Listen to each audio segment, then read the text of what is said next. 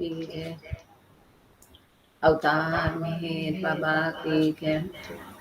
अवतार मेहर बाबा की जय।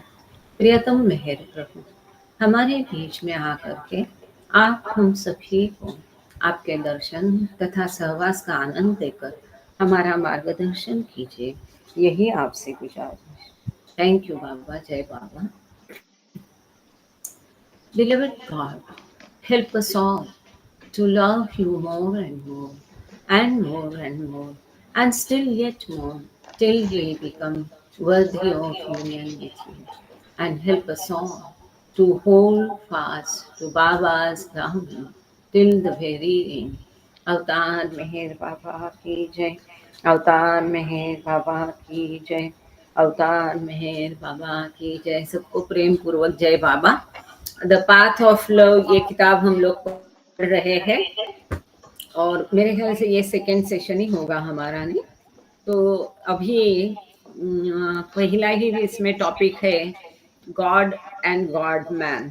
तो पिछले बार हम लोग रुके थे पेज नंबर 6 पर रुके थे, है ना। तो उसमें हमने गॉड एज ट्रूथ और गॉड एंड द क्रिएशन ये दो टॉपिक देखे थे।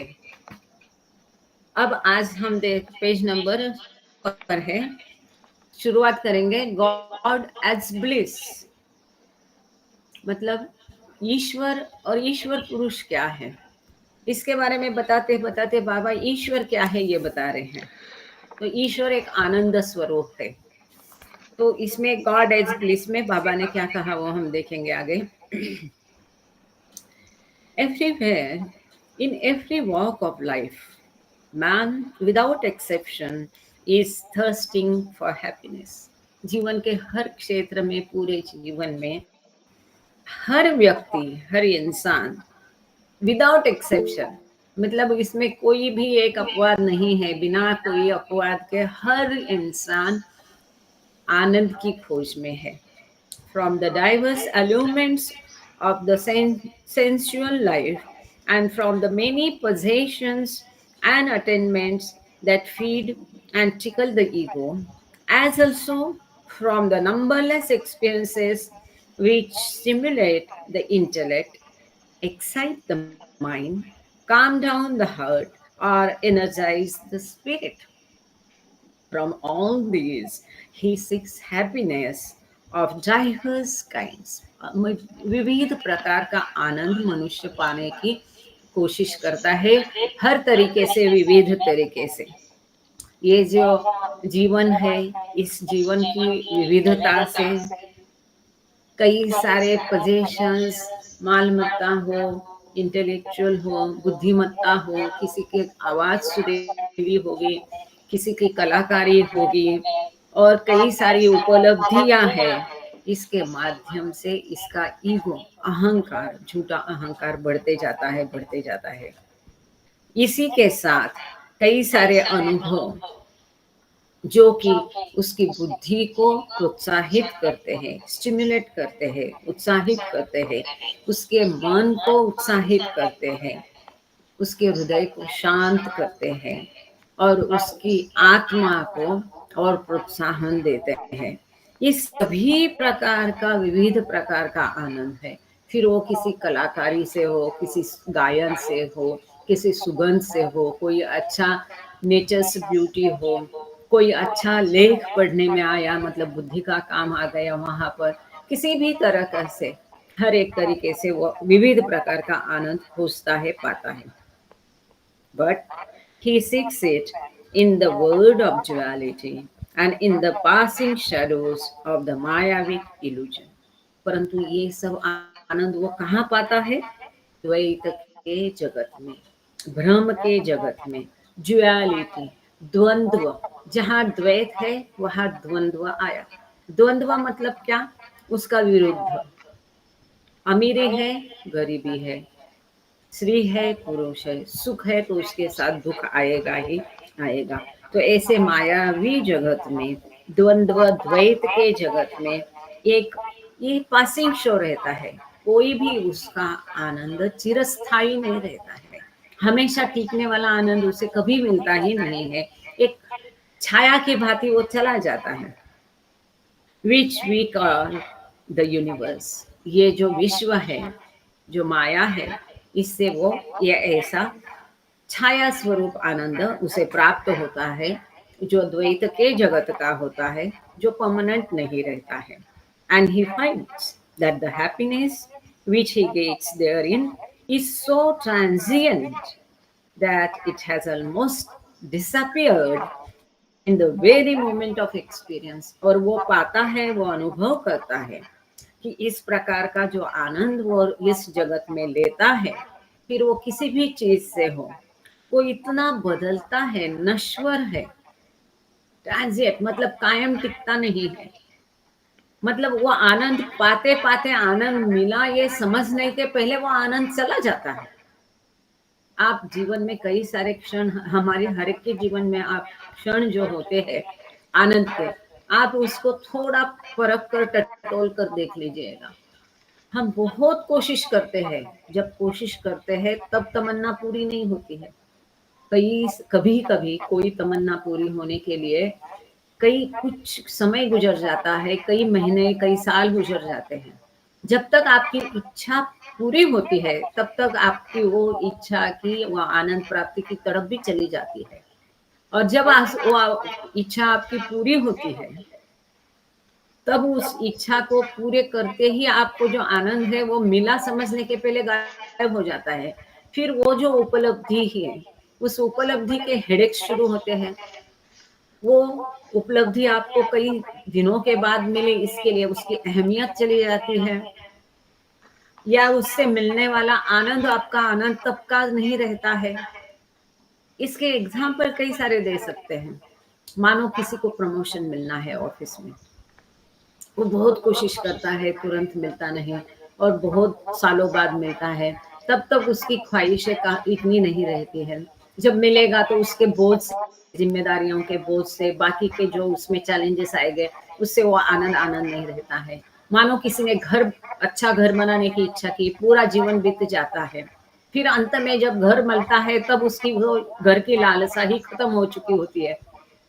ऐसे कई सारे हम एग्जाम्पल दे सकते हैं जीवन के, हर एक के जीवन के कुछ ना कुछ हो गए। वो स्वयं आप अपना देख लीजिए कि वो आनंद नश्वर रहता है। इसलिए बाबा ने यहाँ किया है, it has almost disappeared in the very moment of experience. मिलने के तुरंत ही वो आनंद हो जाता है, आनंद आनंद नहीं रहता है। And after it disappears, what remains is a bottomless vacuity which no multiplication of similar experiences can ever completely fill। अब जब ये आनंद गायब हो जाता है, वो तुरंत गायब हो जाता है। कायम रहने वाला कभी नहीं रहता है, थोड़ा रहेगा, कभी कभी तो मिलते मिलते ही गायब हो जाता है। और जब वो आनंद गायब हो जाता है तो वहां क्या रहता है? एक खालीपन रहता है, खोखलापन रहता है। और कितने भी ऐसे इसके जैसे अनुभव उसमें भरो, फिर एक मकान के बदले 2 लिया, 4 लिया, तो भी वो जो खोखलापन है, वो खालीपन है, कभी भरता नहीं। किसी भी आनंद से पूरी संतोष कभी मिलता नहीं है। कोई भी आनंद हमेशा टिकने वाला नहीं रहता है। कोई भी आनंद मिले, वो आनंद की अहमियत नहीं रहती है। खालीपन, खोखलापन हमेशा बना रहता है। तो ऐसे आनंद को हम आनंद भी नहीं कह सकते हैं। But true bliss can come only to one who would take courage in his hands and become free of all attachment to forms which are nothing but the illusions of duality। सही आनंद उसे ही प्राप्त होगा जो ये दुनियादारी के सब भास, माया, प्रलोभनों से दूर रहेगा, मुक्त होगा, becomes free of all attachment to forms। कोई भी रूप को, कोई भी शरीर को, किसी भी माध्यम को पकड़ के रखने का आनंद से वो जो दूर रहेगा, वो अटैचमेंट से जो दूर रहेगा। क्योंकि ये सारे क्या है? भास है, ड्युअलिटी है, भ्रममय और द्वैतमय जगत के ये सारे रूप है। इन रूपों से जो दूर रहेगा, ये भास में जगत का जो आनंद हम उपलब्धियां कहते हैं, जो रूप कहते हैं, उनसे जो दूर रहेगा उसे असली आनंद की प्राप्ति होगी. Only then can he get united with his true beloved, who is God, as the eternal and abiding truth behind all forms, including what he regards as his own body. किसी भी शरीर के, किसी भी रूप के साथ, किसी के भी साथ, इसका दूसरा अर्थ ये है कि किसी भी व्यक्ति के साथ कोई भी अटैचमेंट नहीं रखना है, चाहे वो माता हो, पिता हो, भाई हो, बहन हो, जो भी है रिश्ता, अपना स्वयं का भी, यहाँ तक कि अपने स्वयं के शरीर, अपना स्वयं का शरीर, अपने स्वयं के साथ भी कोई अटैचमेंट लगाव नहीं रहना चाहिए. जो ऐसा करेगा तब वो ईश्वर से एक हो जाएगा. ऐसा ईश्वर जो कि सत्य है, जो इन सब रूपों से परे है, ये जो सब माध्यम है, ये जो फॉर्म्स है, ये जो शरीर है, इन सब रूपों से जो परा है, ऐसा ईश्वर जो अनंत सत्य है, ऐसे ईश्वर से फिर वो एक हो जाएगा. अब हम लोग पेज नंबर 7 पर है. The endless and fathomless ocean of bliss is within everyone. अच्छा, you don't have enough storage, get more to delete. अच्छा, मुझे मैसेज आ रहा है कि स्टोरेज नहीं है, तो शायद ये रिकॉर्डिंग में थोड़ा बाधा आ सकती है. 2 मिनट के लिए मैं देखती हूँ, कुछ जगह खाली हो सकती है.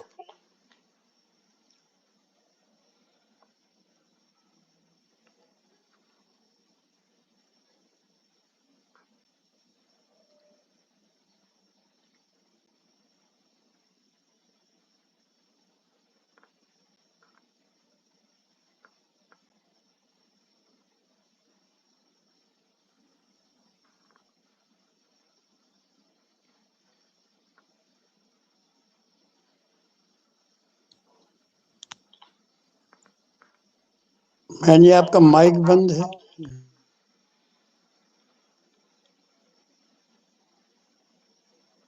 हाँ, जय बाबा आनंद राम जी. बिल्कुल, ये क्या है, हम यहाँ रिकॉर्डिंग करते हैं, तो रिकॉर्डिंग ये लैपटॉप में स्टोर होते रहता है, लेकिन यहाँ पर स्टोरेज फुल का मैसेज आया, तो थोड़ी देर के लिए मैं कोशिश कर रही थी देखने के लिए कि कहाँ स्टोरेज का क्या प्रॉब्लम है, लेकिन कुछ तो वैसा नज़र नहीं आया है. खैर, रिकॉर्डिंग तो फिर भी डिस्टर्ब हो ही गया है. अब वापस रिकॉर्ड करने की कोशिश कर रहे तो वो हो नहीं रहा. इस चक्कर में थोड़ी देर मैंने इसको माइक को बंद रखा था. 2 मिनट. हाँ, कोशिश चालू है. कुछ एक्सेस वीडियोस होंगे जिनकी जरूरत नहीं है, उनको हटा दीजिए उसमें से. ऐसा कुछ नहीं. अभी जाके अभी जाके तो अभी मैं जाके देख भी लिया, वहाँ पर सफिशिएंट स्पेस है, फिर भी पता नहीं ऐसा क्यों हो रहा है. फिर भी एक बार देख लेते हैं. अब जब मैं कोशिश कर रही रिकॉर्डिंग की, फिर भी मेरे ख्याल से नीलम या डॉक्टर अरुण गोयल है, तो वो लोग रिकॉर्डिंग कर ही रहे होंगे. जी, मैं कर रही हूँ रिकॉर्डिंग में. जय बाबा. चलो, तो फिर ठीक है. थैंक यू नीलम. तो मैं ये अभी हो ही नहीं रहा है. एक्चुअली अभी स्टोरेज है, फिर सारी फाइल तो उड़ा दी, पर समहाउ तो फिर मैं अभी वापस कोशिश नहीं करूँ ना, क्योंकि ये अगर मैं कमांड भी दे रही हूँ रिकॉर्डिंग की, तो अभी वो एक्सेप्ट नहीं कर रहा है. पहले रिकॉर्ड हो रहा था, अब तक का तो रिकॉर्ड हो गया है. क्या है, 1 से 2 भले करके 2 लोग रिकॉर्डिंग करते रहते हैं कि यदि कोई खराब हो जाए तो दूसरा चलता रहे. यहाँ पर मैसेज आ रहा है कि रन ब्राउज. एक बार ब्राउज करके देखती हूँ होता है क्या. नहीं. Okay,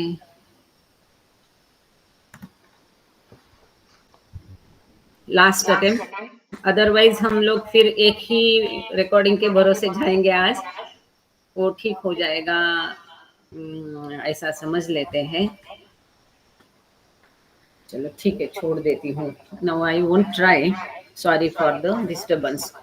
The endless and fathomless ocean of bliss is within everyone. कि जो अनंत आनंद का दरिया हर एक के अंदर है, ये कितना महत्वपूर्ण है। हम लोग पेज नंबर 7 पर है, जिसका कोई अंत नहीं, जिसको कहीं नापा नहीं जा सकता, जिसकी गहराई मालूम नहीं की जा सकती, ऐसा जो अनंत आनंद का दरिया हर एक के अंदर ही है। जिस आनंद की खोज में पूरी दुनिया पागल है, वो आनंद हमारे बाहर कहीं नहीं है। कहीं पिकनिक गए, आउटिंग गए, बाहर गए, कहीं फिल्म देखने गए, उसमें आनंद नहीं है। वो हमारे अंदर, स्वयं के अंदर वो आनंद भरा हुआ है। There is no individual entirely devoid of happiness in some form, for there is no individual who is entirely cut off from God as the ocean of bliss. कितना सुंदर और कितना महत्वपूर्ण है। ऐसा कोई व्यक्ति नहीं है कि जो ईश्वर का अनंत आनंद के दरिया से कट हुआ है। हर इंसान ईश्वर के अनंत दरिया का ही हिस्सा है। इसीलिए ऐसी कोई व्यक्ति नहीं कि जिसे किसी न किसी रूप में कोई ना कोई आनंद नहीं मिलता है। हर किसी में आनंद है, हर किसी में आनंद पूरा भरा है। वो हमें अपना अंदर का आनंद स्वयं को ढूंढना है। और यहाँ पर और एक महत्वपूर्ण बात जो हम गॉड स्पीक्स में और जगह सुनते आए हैं कि ईश्वर की जो त्रिगुणात्मक रूप है, पहलू है, खासियत है ईश्वर का, अनंत शक्ति, अनंत ज्ञान और अनंत आनंद, ये सब मनुष्य में भी है, क्योंकि वो परमात्मा का अंश तो मनुष्य है, आत्मा है। तो ये सारे त्रिगुणात्मक पहलू मनुष्य में भी है। फर्क इतना है, ईश्वर के अमर्याद है और जो मनुष्य को दिए है वो अल्प प्रमाण में है, मर्यादित है, लिमिटेड है। वो सुख जो है, जो आनंद जो ईश्वर का है, वो अमर्याद आनंद है, वो केवल आनंद है। वहां पर आनंद के साथ दुख नहीं है, क्योंकि वो अद्वैत है। परंतु मनुष्य द्वैत में है, इसलिए नेसेसरीली ड्युअलिटी, द्वंद्व है, तो आनंद के साथ जरूरी है उसको दुख भी प्राप्त होता है। हमेशा हमें प्रश्न पड़ता है कि जैसा तुकाराम महाराज ने कहा है, सुख पाहता जवा एवढे दुख पर्वता एवढे, कि ये जीवन में सुख देखो तो इतना सा है और दुख बहुत ज्यादा है, तो सुख के साथ भगवान ने दुख क्यों दिया, ऐसा सबको सवाल पड़ता है। तो इसका ये उत्तर है, क्योंकि हम ड्युअलिटी में है, द्वंद्व में है, द्वैत के जगत में है, तो सुख के साथ दुख आता ही है, क्योंकि विरुद्ध है, द्वंद्व है, ड्युअलिटी है, उसके बिना वो सुख आता नहीं। परंतु ईश्वर का सुख जो है, आनंद जो है, वो अमर्याद आनंद, उस वहां पर दुख नहीं है। तो इसीलिए वो अमर्याद आनंद का हर कोई हिस्सा है, इसलिए हर किसी में आनंद अपने आप ही भरा हुआ है। कोई व्यक्ति ऐसी नहीं है कि जिसमें आनंद किसी न किसी प्रकार का नहीं है। मर्यादित होगा, कम होगा, पर होगा जरूर। Every type of pleasure which he ever has is ultimately a partial and illusory reflection of God as Anand. कितना सुंदर है। किसी भी, जो भी प्रकार का आपको सुख मिलता है, प्लेजर मिलता है, आनंद मिलता है, वो थोड़ा होगा, भले भास के जगत में होगा। आफ्टर ऑल वो ईश्वर का जो अनंत आनंद है उसका रिफ्लेक्शन है, या उन रिफ्लेक्शन को क्या कहेंगे, उसकी प्रतिकृति, प्रतिसाद, प्रतिछाया। जो ईश्वर का आनंद है उसका रिफ्लेक्शन ही ये पार्शल, मर्यादित आनंद है। But pleasure which is sought and experienced in ignorance ultimately binds the soul to endless continuation of the false life of the ego and leaves the soul exposed to the many sufferings of the ego life. परंतु आगे बाबा ये कहते हैं, ये इस प्रकार का आनंद जो हम ये द्वैतमय भास में जगत में पाने की कोशिश करते हैं, या जिसका हम अनुभव हमारी अज्ञानता में करते हैं, क्योंकि हमें ये झूठा आनंद ही सही आनंद लगता है। हम कोई संगीत सुन लेते हैं, हमें आनंद मिलता है, फिर वो संगीत सुनने के लिए हम जितनी सारी कोशिशें करें, कोई अच्छा गायक है, हजारों का टिकट होता है, कभी वो खत्म भी हो जाता है। नेहा जी यहाँ पर है, उनको अनुभव होगा इन चीजों का। हम जिस भी प्रकार का, एक एग्जाम्पल लिया है, छोटा एक उदाहरण है, हम जो आनंद पाने की कोशिश करते हैं, वह आनंद का अनुभव हम अज्ञानता में करते हैं। और वो अज्ञान कैसा? हम ईश्वर से अलग है। मैं मतलब ये शरीर, मुझे आनंद इस चीज से मिलता है। फिर किसी को वो सत्ता से मिले, संपत्ति से मिले, ये अज्ञानता का आनंद है। पर इस कोई भी प्रकार का, जिस प्रकार का हम ये आनंद प्राप्त करने की कोशिश करते हैं, वो आनंद, वो आत्मा के लिए एक बंधन बन जाता है। और वो ये जो झूठा जगत है, उसका झूठा ईगो है, उसे और बढ़ाता है, उसे बंधनकारक करता है। और फिर उसके लिए कई सारी यातनाओं का दरवाजा खुल जाता है। उसके ego life, sufferings of the ego life, उसका जो झूठा ईगो है या सेपरेटनेस का जो ईगो है, इसको वो और एक्सपोज होता है। और फिर वहां पर उसका अनंत यातनाएं, सफरिंग शुरू होता है। ये कैसे? कोई भी इच्छा है, ख्वाहिश है, उसे प्राप्त करने के लिए हम कर्म करते हैं। वो कर्म से संस्कार बनते हैं, और फिर ये संस्कारों के बंधन के कारण आत्मा परमात्मा से दूर हो जाता है, उसकी मिलन की घड़ी और दूर हो जाती है। इसका मतलब उसको सफरिंग शुरू, वो संस्कार के बंधन शुरू हो जाते हैं, मतलब यातनाएं आ गए, मतलब सफरिंग्स आ गए। अब उसने कुछ पाने की ख्वाहिश की, इसके ख्वाहिश पूरी हो गई।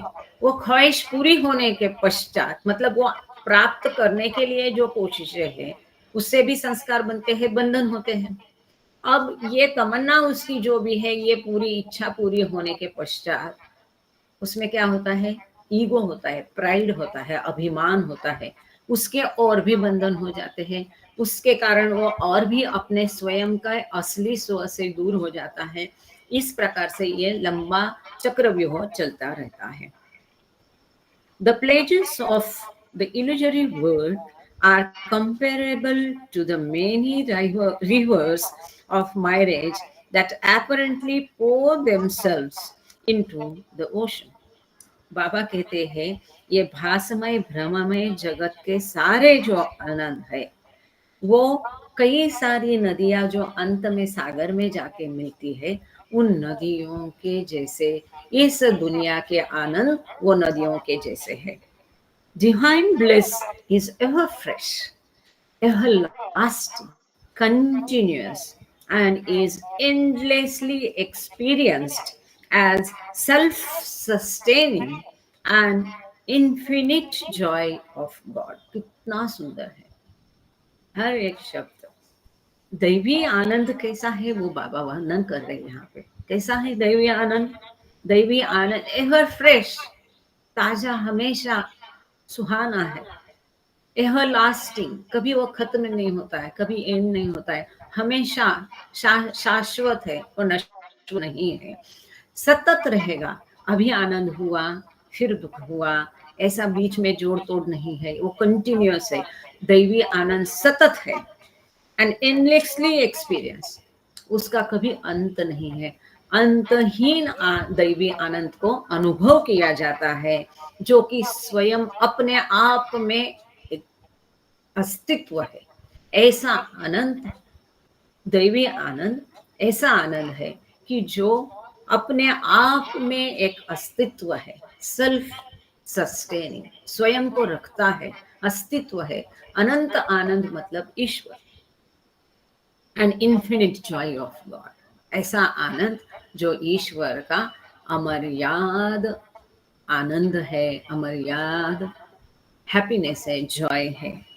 B a united with your real beloved who is God as आनंद और bliss।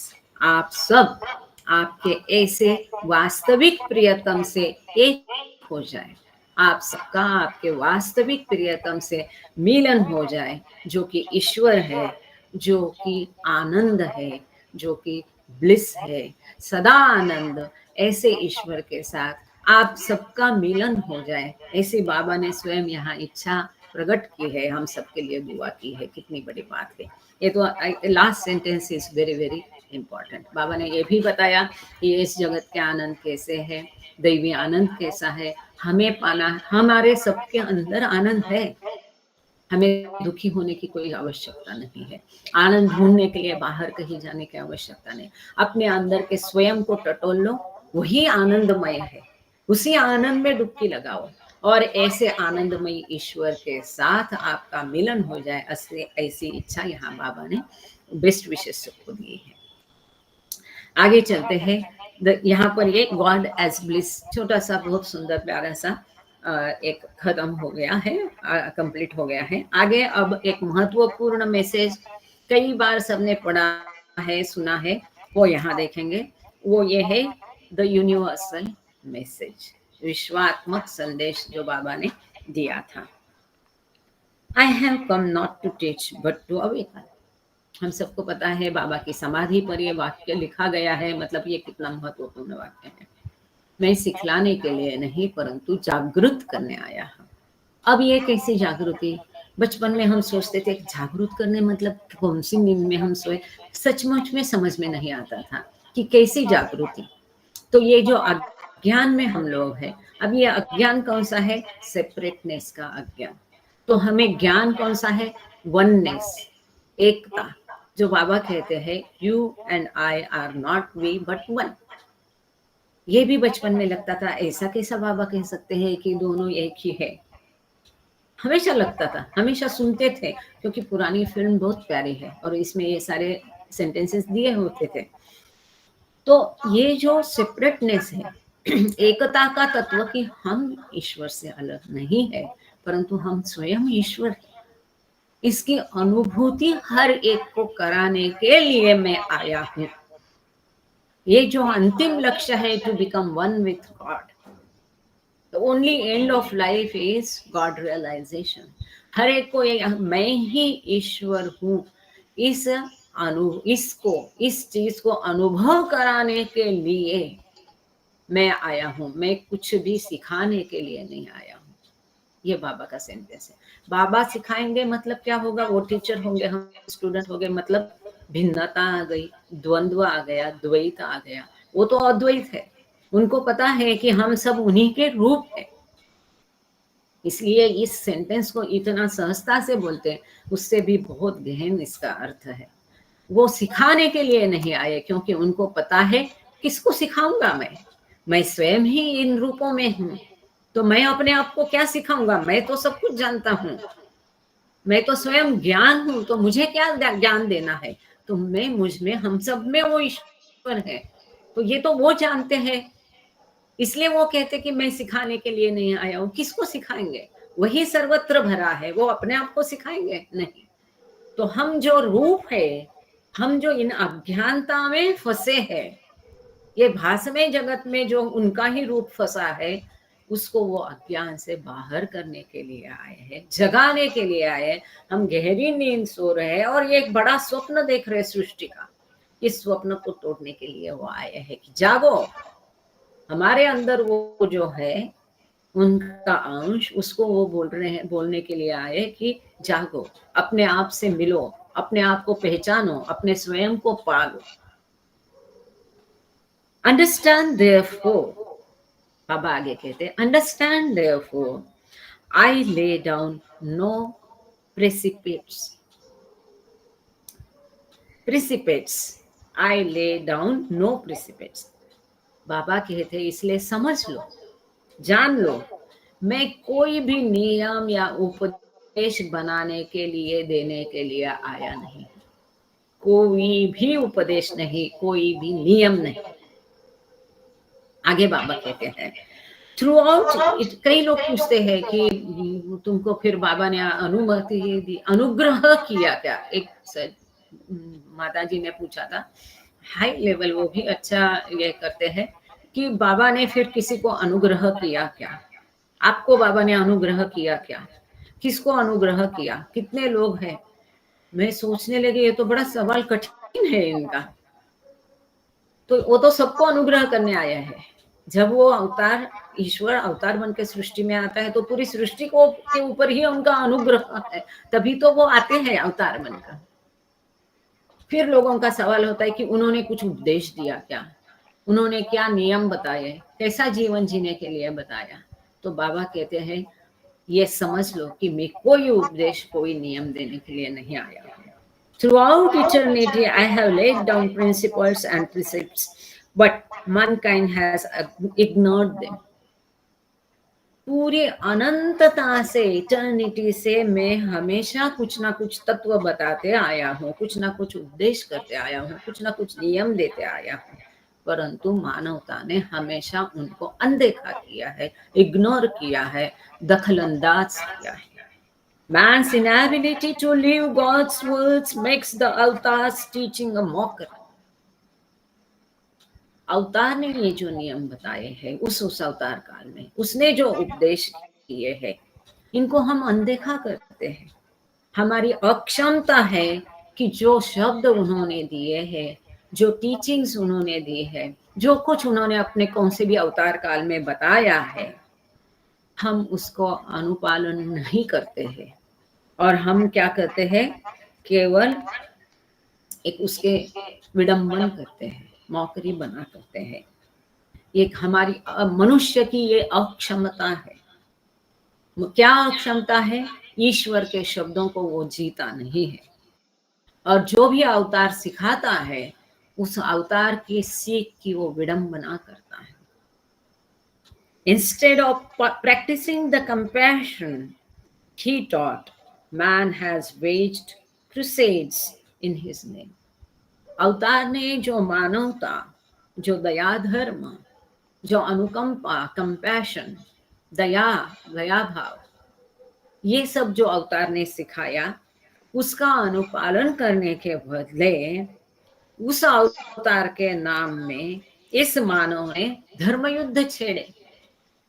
Instead of living the humility, purity, and truth of his words, man has given way to hatred, greed, and violence. अवतार ने क्या सिखाया? दया भाव सिखाया, शुद्ध आचरण सिखाया, नम्रता सिखाई, शब्दों की सत्यता सिखाई, सत्य का अनुपालन सिखाया। परंतु मनुष्य क्या करता है? द्वेष, लोभ और हिंसा उसने अपनाई है। Because man has been deaf to the principles and precepts laid down by God in the past, in this present avataric form, I observe silence. कई लोग पूछते बाबा ने मौन धारण क्यों किया है? बाबा ने स्वयं यहाँ उत्तर दिया है कि इसके पहले जिस भी अवतार काल में अवतार, आखिर में अवतार कौन है? एक ही वो ईश्वर है जो समय समय पे उस समय के हिसाब से, उन लोगों की रहन सहन के हिसाब से अपना रूप बदलता है, नाम बदलता है और मानवता के लिए निराकार का साकार होके हमारे बीच में आता है ताकि हमें उसकी भक्ति करनी आसान बने। परंतु हमेशा ही हर अवतार काल में जो कुछ नियम उसने बताए, जो कुछ सीख उसने दी है, जो कुछ तत्व उसने दिए हैं, जो कुछ उपदेश दिए, जो कुछ नियम बनाए हैं, इसकी तरफ मनुष्य बहरा हो गया। पहले के अवतार काल में जितना भी बताया वो उसने नहीं सुना, इसलिए इस अवतार काल में मैंने मौन धारण किया। क्योंकि बता के तो आप लोग समझते नहीं हो, अंगीकार करते नहीं हो, सीखते नहीं हो, समझते नहीं, और तो सबके अपने दिमाग तो ऐसे रेस के घोड़े जैसे दौड़ने लगते हैं। एक बोलो तो तड़कड़ वहां वो सुना, वहां ये सुना, वेदों में ये दिया, उपनिषद में वो दिया, बाइबल में वो दिया, बाबा ने इस किताब में वो दिया, उस किताब में। हम तुरंत अपना लिमिटेड इंटेलेक्ट लड़ाने चलते हैं। हम उन सब उपदेशों को अनदेखा कर देते हैं, अनदेखा कर देते हैं। इसलिए बाबा कहते हैं कि इस अवतार काल में मैंने मौन धारण कर लिया है।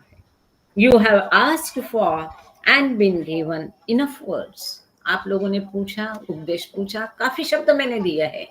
एक डिस्कोर्सेस में मुझे याद है एक जगह बाबा कहते हैं कि मैंने तय कर लिया था कि अब मैं कोई डिस्कोर्स नहीं दूंगा, और फिर भी मैं पाता हूँ कि बार बार मैं कुछ ना कुछ डिस्कोर्स आपको दे ही रहा हूँ।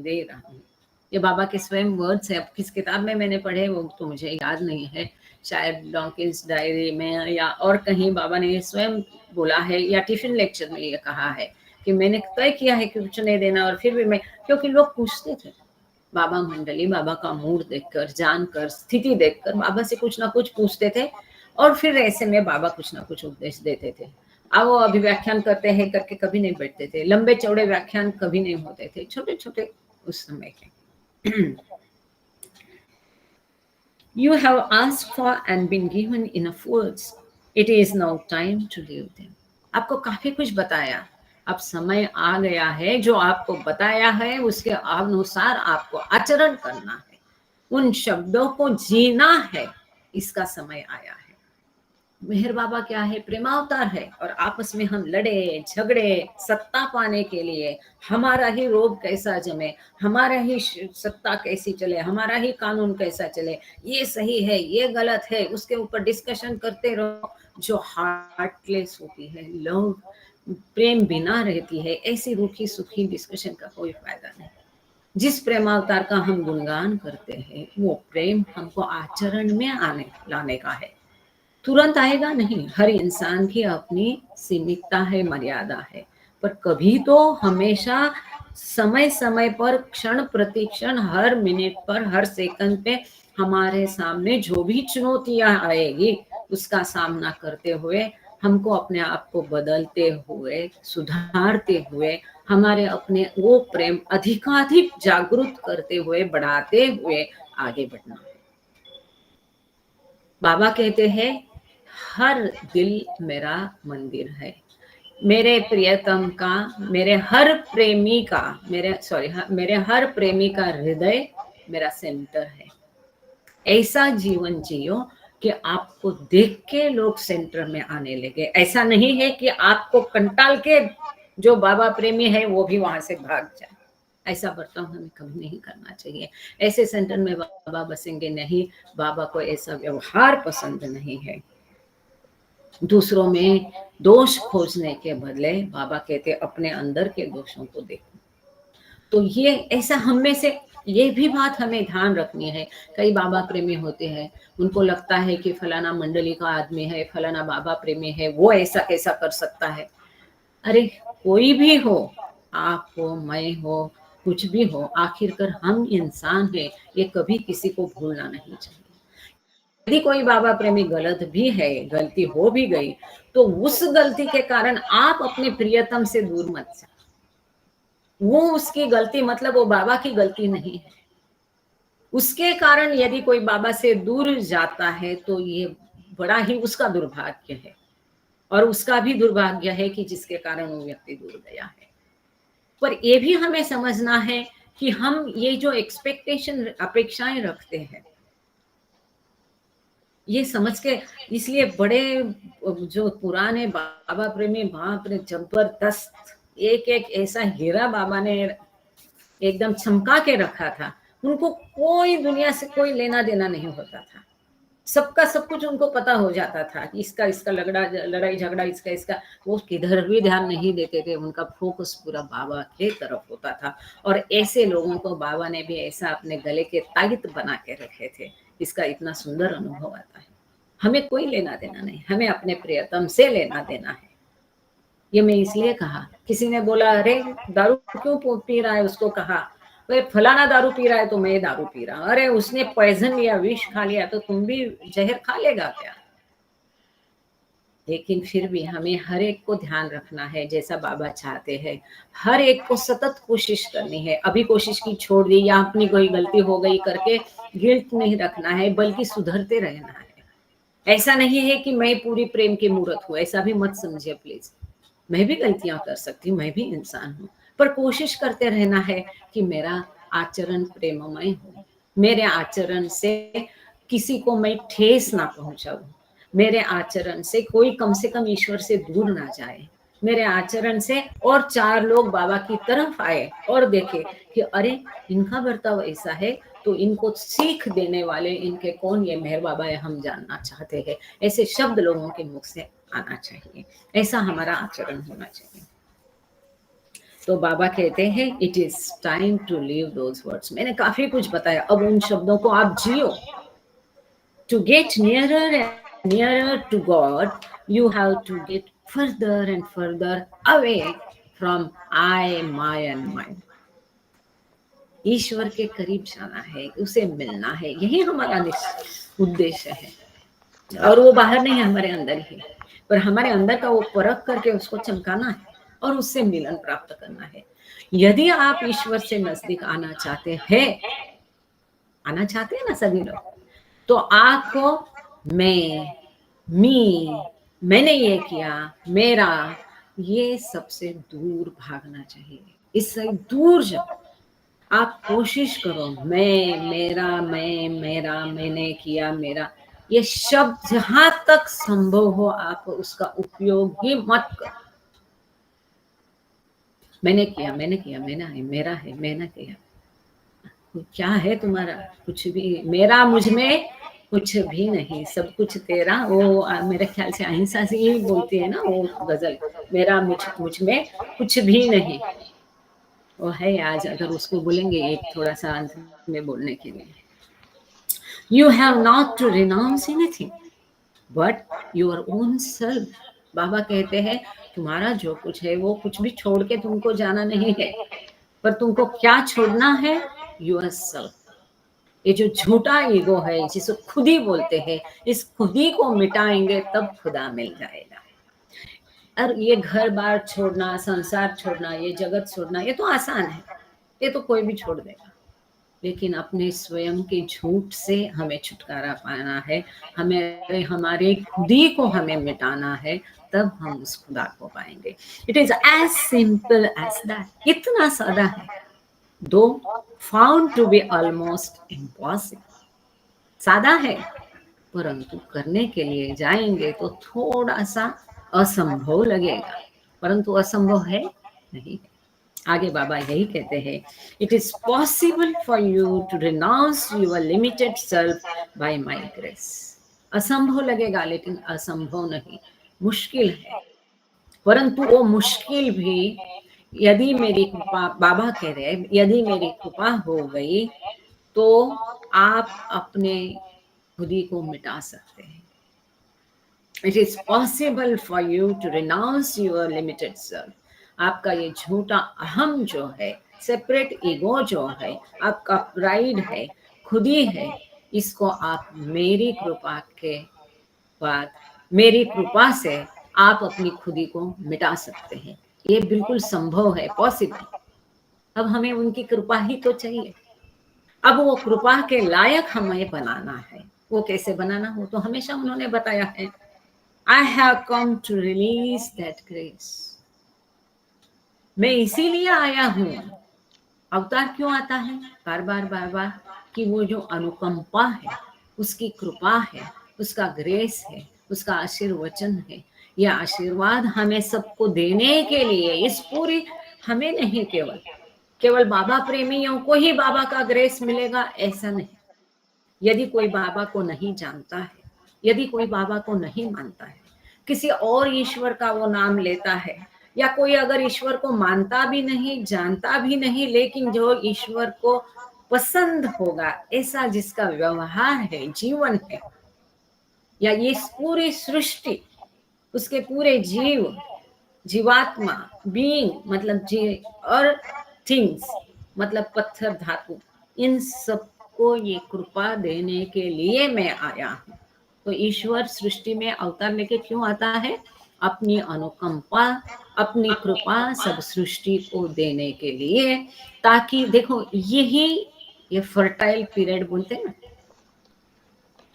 ये बाबा कहते हैं make the most of it. मैं अब आया हूं तुम्हारे बीच में, देह में हूं, इसीलिए तो जो भौतिक रीत्या मेरे कांटेक्ट में आए वो बहुत भाग्यशाली, ये बाबा ने कहा।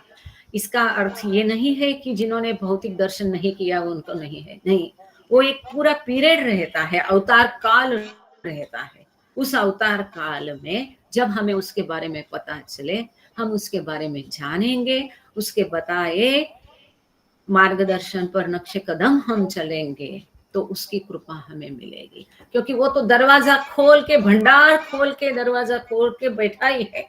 कितना लूट सकते हो लूटो दोनों हाथों से। जिसकी झोली जबरदस्त वो पाएगा जबरदस्त। अगर हमारी झोली फटी हुई है तो कोई फायदा नहीं। वो तो भंडार खोल के बैठा है, वो आया ही सबके लिए आया है। पापी हो पुण्यवान हो इससे कोई मतलब नहीं। He is equal for all because he is in all. हम सब में वो है तो वो कम ज्यादा कैसे हो सकता है। वो भंडार खोल के रख बैठा है। उस कृपा को हम अनुग्रह, बाबा ने स्वयं मेरे ख्याल से 1955 का या 56 का वो सहवास था, तो बाबा ने कहा है कि मैंने अभी अपने पूरे भंडार खोल दिया है, मेरा प्रेम का दरवाजा खोल दिया है। जितना आप try to take the maximum of it, ऐसे बाबा के शब्द थे। बाबा ने कहा था try to make most of it. जितना आप मेरा सहवास पा सकते हैं वो पाओ। जितना आप मेरा प्रेम ग्रहण कर सकते हैं, मेरी कृपा ग्रहण कर सकते हैं, उसे आप ग्रहण करो। ऐसा बाबा ने स्वयं कहा था। यही चीज अवतार काल के लिए लागू है। हम सबको इस बात को ध्यान में रखना चाहिए, कभी नजरअंदाज नहीं करना। ये दुनियादारी छोड़ो, आता है जाता है, ये सब ऐसा करने से ही इस बात को हम उजागर कर देते हैं। ना जाने किस कौन से सेंटेंस से कब किसका दिल एकदम उछल जाए। वो आवेग जो है वो महत्वपूर्ण है। ये भी बाबा ने क्रिएशन एंड कॉजेस में दिया है। वो जो इम्पल्स है, ऐसी बात सुनकर पढ़कर अगर एक भी चिंगारी चिलक जाए तो बात बन गई। चाहे इसी जन्म में चाहे अगले जन्म में, उसकी चिंता हमें नहीं करना है। हमें तो बस उसको याद करना है, सतत याद करना है, प्रेम करना है, अधिक प्रेम करना है, करते रहना है और अधिक प्रेम बढ़ाना है। इतनी हमारी चिंता होनी चाहिए और कोई चिंता हमें करने की जरूरत नहीं। सारी चिंता वो करता है। मैंने अपने आंखों से देखा है। अभी मेरे पिताजी को जाके बराबर आज 1 महीना हुआ है। किस कदर तक वो में अपने प्रेमी की केयर करता है, बाप रे, शब्द नहीं है बयां करने के लिए। ऐसे ऐसे अनुभव आए हैं। क्या क्या नहीं करता है वो अपने प्रेमी के लिए। I repeat, I lay down no प्रिसेप्ट्स। बाबा कहते हैं, मैं पुनः बोलता हूं कि मैं कोई उपदेश नियम देने आया नहीं हूं। When I release the tide of truth which I have come to give, men's daily lives will be the living precepts. कितना सुंदर है, बहुत बहुत महत्वपूर्ण है। मैं किस लिए आया हूँ? अपनी कृपा बरसाने के लिए आया हूँ। अब मेरी कृपा बरसने से क्या होगा कि सबको अपना स्वयं की खोज होगी, स्वयं अपना स्वयं मिल जाएगा हर एक। अब जब ये मैं सत्य की बरसात कर दूंगा, एक तूफान बादल आ जाएगा, टाइड लहर आ जाएगी, जो कि देने के लिए मैं आया हूँ। ये जो मेरी कृपा बरसने के लिए मैं आया हूँ, ये जो अनंत सत्य है आपको बांटने के लिए मैं आया हूँ, इसकी जो लहर है वो मैंने खोल दी है। अब जब ये लहर खुल जाएगी, आप तक पहुंच जाएगी, तब क्या होगा? तब मनुष्य का दैनंदिन जीवन ही ऐसा होगा कि जो स्वयं में अपने आप में एक जीता जागता उपदेश बने, एक जीता जागता नियम बने। जब मेरी कृपा बरस जाएगी तो ऐसे लोग होंगे कि जिनका जीवन एक जीता जागता उपदेश बनेगा, जिनका जीवन एक जीता जागता नियम बन जाएगा। और ऐसे हाँ लोग कम नहीं है। आंख खुल के देखो, अगल बगल में बहुत पुराने बाबा प्रेमियों को हम उदाहरण दे सकते हैं। अभी अभी हमारे श्रीराम भो पोखरी गए है ना, दादा जाने के कुछ दिन बाद ही श्रीराम भो भी गए। अभी महीना नहीं हुआ, दादा को जाके महीना हुआ। हमारे दादा क्या मतलब मेरे पिताजी करके नहीं हम देखेंगे अभी थोड़ी देर। जो बाबा कह रहे थे कि वो लोगों का दैनंदिन जीवन एक उपदेश की तरह रहेगा, ऐसे लोगों के लिए ये हम कह रहे हैं। जैसे सुनीता थाड़ी जी को देखो, हमारे पिताजी को देखो, सत्य एडवोकेट होके झूठ नहीं बोलते थे, झूठा केस नहीं लेते थे, जबकि एक भी केस हारा नहीं।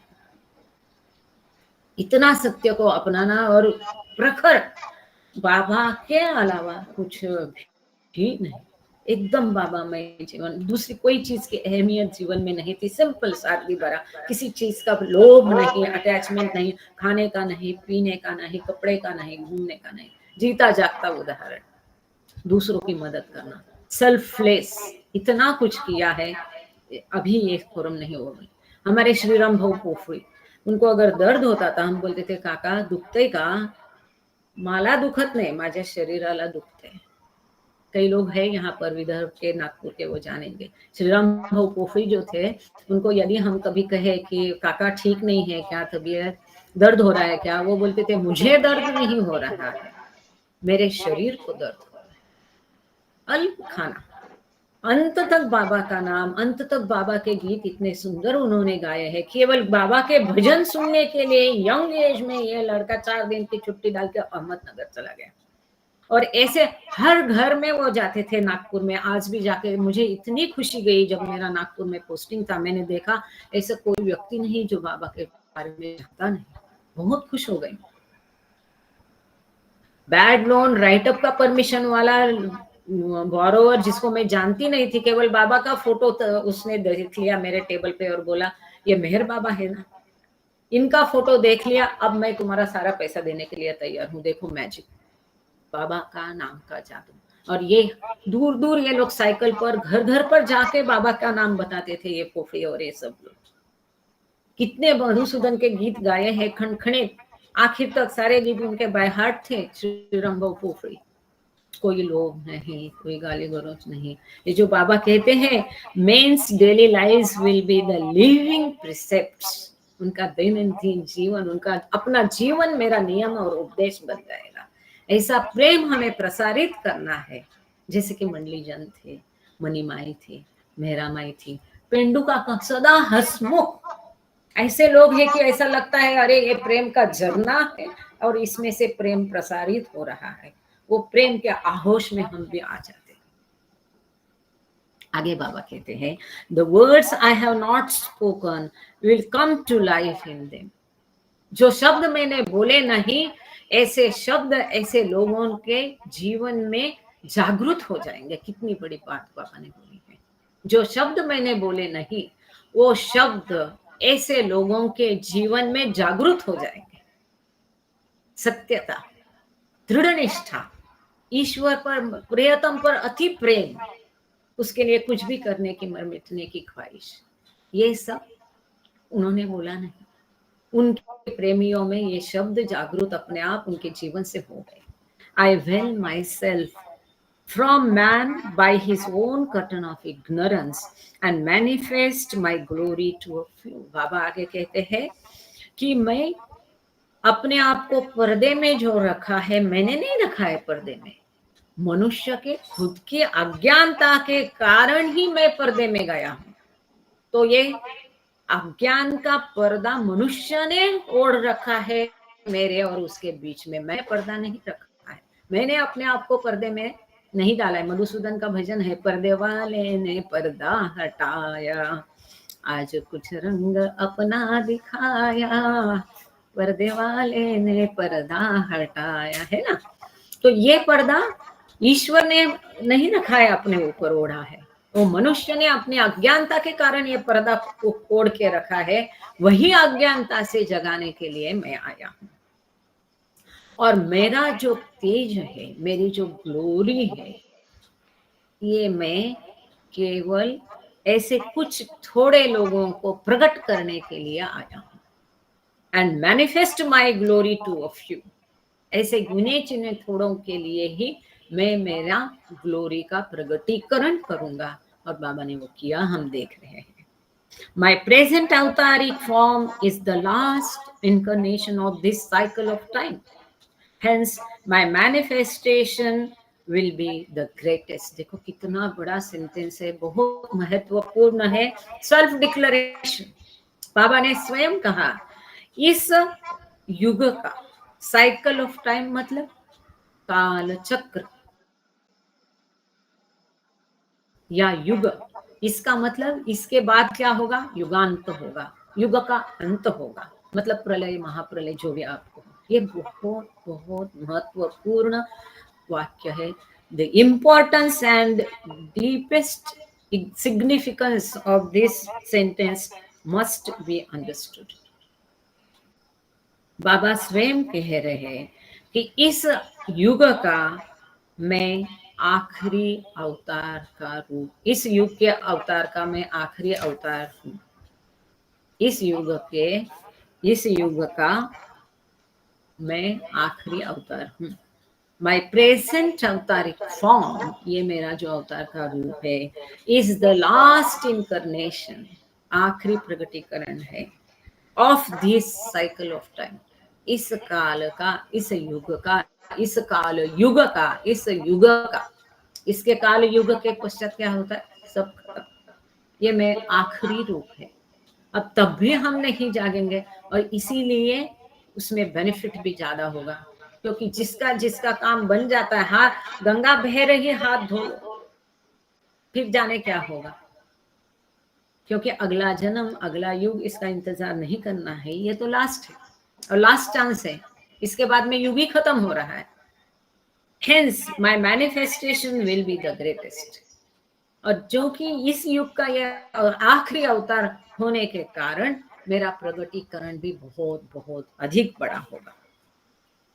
When I break my silence, the impact of my love will be universal, and all life in creation will know, feel and receive of it. जब मैं अपना मौन तोड़ूंगा, तब पूरे विश्व को ये पता चल जाएगा। And all life in creation, इस सृष्टि में जितने जीवात्मा है वो जान जाएंगे, उसको महसूस करेंगे और उसे प्राप्त करेंगे। देखो ये बाबा के शब्द है, किस प्रकार से ये अपना अपना अंदाजा है। जब मैं मौन खोलूंगा तो उसका परिणाम विश्वात्मक होगा। इस विश्व के जितने जीव है, जीवात्मा है, ऑल लाइफ इन क्रिएशन, इस विश्व में जितने जीव है उनको पता चलेगा, उनको महसूस होगा, will feel and receive of it, और उसको वो प्राप्त भी करेंगे। हो सकता है वो प्रलय का समय होगा, जितने की नैया तर जाएगी, तर गए। It will help every individual to break himself free from his own bondage in his own way. हर इंसान को, हर व्यक्ति को, हर इंडिविजुअल को, हर किसी को इस स्वयं के बंधन से मुक्त करने के लिए वो मददगारी होगा। It will help every individual, हर एक को मदद करेगा, to break himself free from his own bondage, उसके स्वयं के बंधनों से मुक्त करने के लिए वो मदद करेगा, इन हिज ओन वे, उसके अपने तरीके से। जितने जीव उतने प्रकार, हर जीव का प्रकार अलग रहेगा, किसी का भी एक जैसा नहीं रहेगा। इसलिए इस अध्यात्म के मार्ग में कभी तुलना नहीं करनी है, उसका ऐसा, उसका वैसा, उसने ये किया, वो ऐसा कैसा, वो तो ये पढ़ता है, वो तो भजन करता है, how can he say that, how can he behave. ये मत करो, डोंट बी जजमेंट। आपको अंदाजा ही नहीं कि कौन क्या है अंदर से। हर एक का तरीका अपना है, तो हर एक अपने स्वयं के तरीके से अपने स्वयं के बंधनों से मुक्त हो जाएगा। ये तभी हो जाएगा जब ये प्रलय आएगा, तभी का ये प्रगटीकरण होगा, ऐसा मुझे लगता है। These are my own limited understanding. इसको पढ़ के जो बाबा ने दिमाग में दिया कि ये बाबा कह रहे कि इस युग का ये मेरा आखिरी है अवतरण, इसका मतलब इस युग का अंत होने वाला है, इसका मतलब अंत में बड़ा मैनिफेस्टेशन होगा, और हर एक को बंधन से मुक्त किए बिना युग का अंत होगा भी कैसे? मतलब उसके लिए अभी से तैयारी करनी पड़ेगी कि नहीं करनी पड़ेगी? उसकी दया हो गई तो हो सकता है इस युग में ही उससे मिलन हो जाए, किसे पता। उसकी चिंता हमें नहीं करनी है, हमें तो केवल उनको बार बार याद करना है और उनका नाम लेना है, क्योंकि अंत में वही होने वाला है। ये स्वयं बाबा ने कहा है कि मेरा जो प्रगटीकरण होगा वो इतना विश्वात्मक परिणाम होगा कि प्रत्येक को वो मदद करेगा, प्रत्येक अपने तरीके से अपने बंधनों से मुक्त हो जाएगा। इससे और बड़ा क्या एश्योरेंस चाहिए? कोई एश्योरेंस इससे बड़ा नहीं हो सकता है। और जो कंपैशनेट है वही दयालु पिता ही ऐसा कर सकता है। बाबा आगे कहते हैं, I am the divine beloved who loves you more than you can ever love yourself. मैं वो देवी प्रियतम हूँ, आपसे इतना प्रेम करता हूँ कि आप खुद भी अपने आप से इतना प्रेम नहीं कर सकते। जिससे आप अपने से करते हो उससे अधिक प्रेम मैं आपसे करता हूँ। ऐसा मैं देवी प्रियतम हूँ। और कहीं देव प्रेम के लिए भटकने की जरूरत ही क्या है? उसी से मांग लो, और दो, अधिकाधिक दो, ताकि हम और भी आपको अधिकाधिक प्रेम कर सके। The breaking of my silence will help you to help yourself in knowing your real self. कितना सुंदर है। The breaking of my silence, मेरा मौन खोलना आपको मदद करेगा। Help you to help yourself, अपने आप की मदद करने के लिए मदद करेगा। आपको अपने आप की क्या मदद करना है? To knowing your real self, आपने स्वयं को जानने के लिए आपको मदद करने के लिए मदद करेगा। The breaking of my silence will help you, मेरा मौन खोलना आपकी मदद करेगा। To help yourself, आप अपने आप की मदद करने के लिए मेरा साइलेंस, आप अपने आप की मदद करने के लिए मेरा मौन तोड़ना आपकी मदद करेगा। In knowing your real self, आपके स्वयं को, असली स्वयं को जानने के लिए। इसका मतलब ईश्वर साक्षात्कार के लिए, मुक्ति पाने के लिए। और इससे अधिक क्या चाहिए? यही तो चाहिए, यही तो अंतिम उद्देश्य है। अपने स्वयं को जानने के लिए आपकी मदद करेगा मेरा मौन खोलना। जब इसने इतना एश्योरेंस दिया है तो इसके आगे मतलब सब कुछ उसमें मर्ज हो जाएगा, विलीन हो जाएगा। हर किसी को अपने बंधन से मुक्ति होगी, मतलब सब कुछ उसमें लय होगा, विलय होगा। जब वो मौन खोलेगा तब युग का अंत होगा, सबकी मदद होगी, सब अपने आप को जानेंगे। जैसा कि हम परसों देख रहे थे कि कामिल, अकमल और तीसरा क्या? मुकम्मिल। ये सदगुरु के 3 प्रकार है, परफेक्ट मास्टर के बाबा समझा रहे हैं। तो मुकम्मिल वो होता है कि एक समय में सबको ईश्वर साक्षात्कार दे सकता है, वैसी क्षमता वो रखता है, परंतु वो ऐसा करता नहीं है। अगर एक ही समय उसने सबको साक्षात्कार दिया तो सृष्टि का अंत हो जाएगा, मतलब दैवी लीला खत्म हो जाएगी। ऐसा वहां बाबा ने दिया था। अब ये क्या है कि बाबा बोलते हैं मैं मौन तोड़ूंगा तब हर कोई अपने स्वयं के बंधन से, अपने स्वयं के तरीके से मुक्त हो जाएगा। हर कोई अपने स्वयं को जान लेगा, मतलब ये सब कुछ खत्म हो जाएगा, महाप्रलय होगा, सृष्टि का अंत होगा और यही मैनिफेस्टेशन होगा, ऐसा लगता है यहाँ से तरी।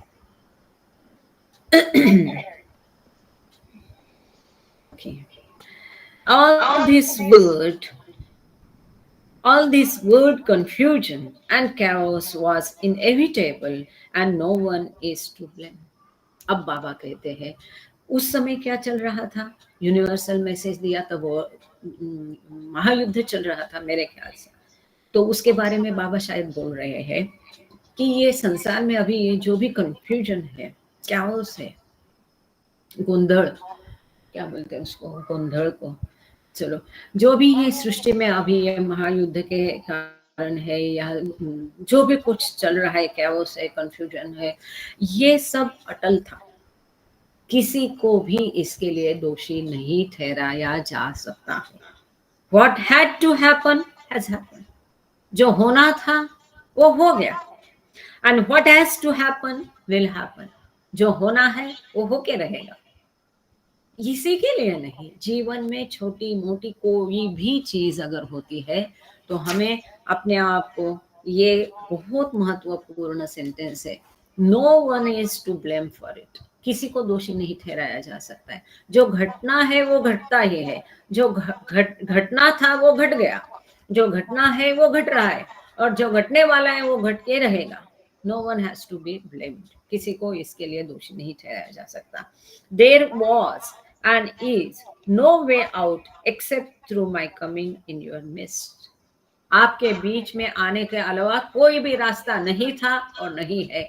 मेरा आना तय था, प्रगटीकरण, अवतार का अवतरीकरण, ये होना ही था, ये अटल था। I had to come and I have come. मुझे आना था, मैं आ गया। I am the ancient one. मैं वही पुरातन पुरुष हूँ। ये है यूनिवर्सल मैसेज। तो कई सारे लोग पूछते हैं कि बाबा का कार्य कैसा करना है, सेंटर कैसा चलाना है। यहाँ बाबा ने स्वयं इतना सुंदर उत्तर दिया है कि आप ऐसा जीवन जियो कि आपको देख के बाकी लोग बाबा की तरफ आने के लिए प्रेरित हो जाए। आपका स्वयं का जीवन एक जीता जागता संदेश बन जाए। इस प्रकार का जीवन जियो, यही बाबा का सबसे बड़ा कार्य होगा। बाकी कार्य तो होते रहेंगे, करते रहेंगे। अब हम है पेज नंबर 8 पर, अब जाएंगे 9 नंबर पर। एक 4 लाइन का छोटा है, द अनकॉन्शियस इन्फिनिट आई। लेना है ना आगे का कि रुकना है? आप लोग बोलिए, कोई तो बताइए। अगर आगे चलना है तो अंगूठा कर दीजिए, तो मैं समझ जाऊंगी आगे चलना है। किसी को कोई सवालात है तो हैंड रेज कर दीजिए। जय बाबा। तब तक थोड़ा मुझे लगातार आज बोल नहीं पाऊंगी, गले में बहुत खराश है। और हो गया, बाबा करवा लेते हैं। Yes, thank you. Okay okay, चलो आगे चलते हैं। हैंड रेस तो है नहीं, सवालात नहीं है, हिचकिचाना नहीं। बाद में फिर लोग पूछते हैं सवाल, फिर कई लोगों को जवाब नहीं मिलता है। आपके सवाल से ये और लोगों का भी फायदा हो सकता है। हाँ, जय बाबा। जय बाबा। जय बाबा दीदी, बोलिए। ये पाथ ऑफ लव हमारे पास भी बुक है, वो तो पतली सी बुक है, कंटेंट्स यही है। तो आप किससे बताती हैं? वो जो पिछली बार आपने चित्र बताए थे फोटो से, वो हाँ यही है मेरे पास। मैं यही बुक है, सेम थिंग सेम। हाँ ठीक है। मैंने पिछली बार आपसे पूछा था आप कौन से पेज से बोल रहे हैं, आप बोले 23, तो हमें नहीं मिला था 23। नहीं जय बाबा। हाँ, सुनीता दीदी, हाँ मैं बोलूं? मैं बोलूं? हाँ बोलिए। हाँ, नहीं तो क्या। तो मुझे पिछली बार हमने आपसे पूछा था आप कौन से पेज से पढ़ रही हैं, तो आपने कहा 23। तो मुझे इसमें 23 में वो चीज नहीं मिली थी, ये हम बता रहे हैं। तो वो दूसरी बुक थी क्या? जय बाबा, आप अपना माइक बंद कर दीजिए तो आप मुझे सुन पाएंगे। जय बाबा। थैंक यू सुनीता दीदी। ये यही किताब है, द पाथ ऑफ लव।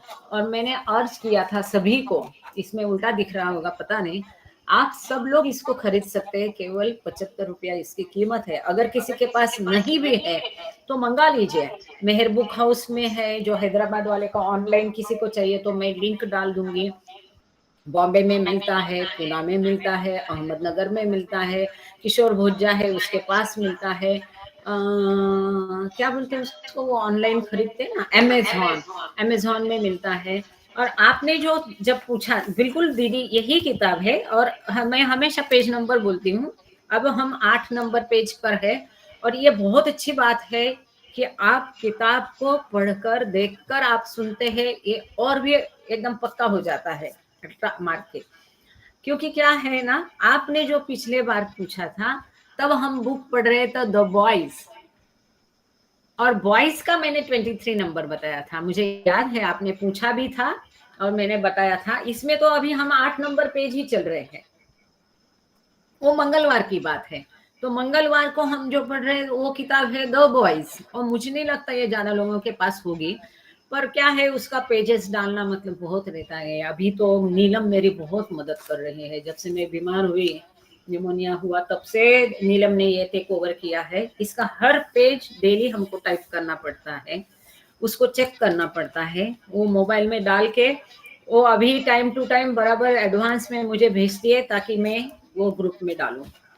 अब द बॉयज का हमने ये परमिशन लिया नहीं, उसके लिए क्या है, कॉपीराइट्स का झमेला है, परमिशन पूछना पड़ता है। परमिशन शायद मिल भी जाए, लेकिन वो काम भी बहुत रहता है, उसको ऑलरेडी और बहुत काम रहता है, तो और एक नहीं बढ़ाया, बस इतना ही।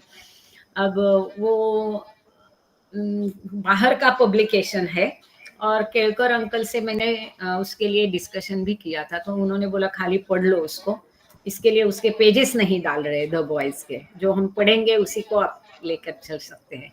और इसको तो मुझे खुशी है कि आपने किताब देख के बता रहे हैं, थैंक यू सो मच। तो आगे चलते हैं।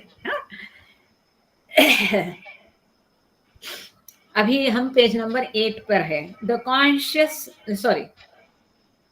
द अनकॉन्शियस इन्फिनिट आई, मतलब अमर्याद मैं, मतलब ईश्वर। पर वो कैसा है, अनकॉन्शियस है, अचेत है। तृप्ति ने पिछले बार बहुत अच्छा सवाल किया था कि आत्मा और चेतना में क्या फर्क है। तो भान होना मतलब चेतना होना, इधर अनकॉन्शियस है मतलब उसे भान नहीं है कि मैं ईश्वर हूँ, उसे भान नहीं है कि मेरे पास अनंत शक्ति, अनंत ज्ञान, अनंत आनंद है। इतना बोलते ही आप सब लोग तुरंत समझ गए होंगे। एक इसका वर्णन है, बियॉन्ड गॉड स्टेट, परात्पर पर ब्रह्म अवस्था का ये वर्णन है। तो इसके बारे में बाबा ने क्या दिया वो देखते हैं। बाबा कहते हैं, ड्यू टू द ओरिजिनल लहर Vim, the unconscious infinite I was simultaneously confronted with consciousness, who am I, and the illusion, and manifested into innumerable finite eyes, and said, I am stone, I am metal, I am vegetable, I am worm, I am fish, I am bird, I am animal, I am man, I am woman, I am lady, I am body, I am energy, I am mind। क्या कह रहे बाबा?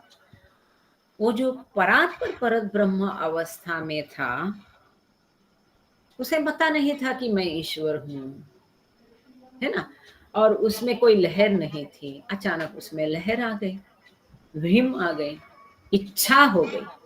पहली इच्छा के साथ पहला संस्कार उत्पन्न हुआ और सृष्टि का जन्म हो गया।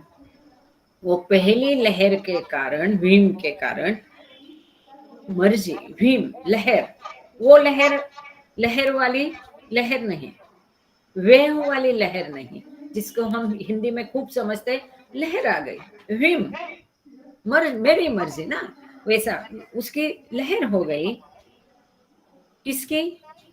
वो अचेत अमर्याद आएगी, अचेत अमर्याद मैं, मतलब ईश्वर की, जो बेभान ईश्वर, ऐसा शब्द बाबा ने उसे रखा है, उसके साथ, वो लहर के साथ वो अमर्याद ईश्वर को सामना करना पड़ा। किसका सामना करना पड़ा? चेतना का। अभी वो अचेत था, ऐसा शांत पड़ा था, गहरी नींद में हम रहते हैं वैसा।